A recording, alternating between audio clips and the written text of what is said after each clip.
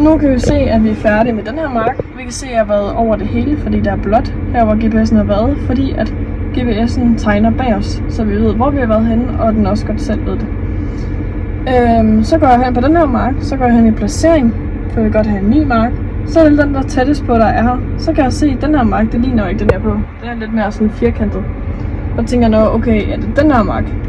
Så tænker jeg, det er det heller ikke. Så tænker jeg, okay, der er faktisk ikke nogen spor for den her mark. Så må man faktisk gerne gå hen, fordi at den er sammenkoblet med den mark, jeg lige har været hen på. Så tager jeg min gamle mark her, og så er det forbudt at rode i systemer, fordi vi er fast i kørespor.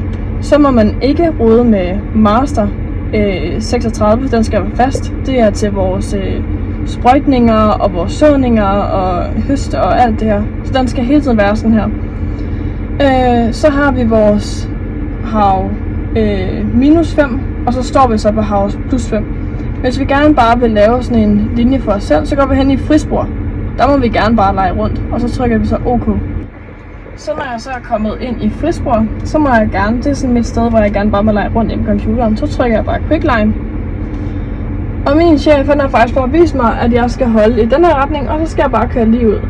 Så trykker jeg så bare på indsæt A. Bum. Og så så kører 500 meter, så klikker jeg min traktor frem. Og vi skal frem. Og så kører vi. Og så kører vi egentlig bare lige de her, 15 meter. Og vi kan se, at den følger med her. Og så kan vi egentlig se, at den her, nu kører det længere frem, så man kan se det. Så kan jeg egentlig se, at den har lavet en AB-linje her. Og så kan jeg egentlig bare slå min GPS til. Bum. Og så har jeg lavet mine linjer.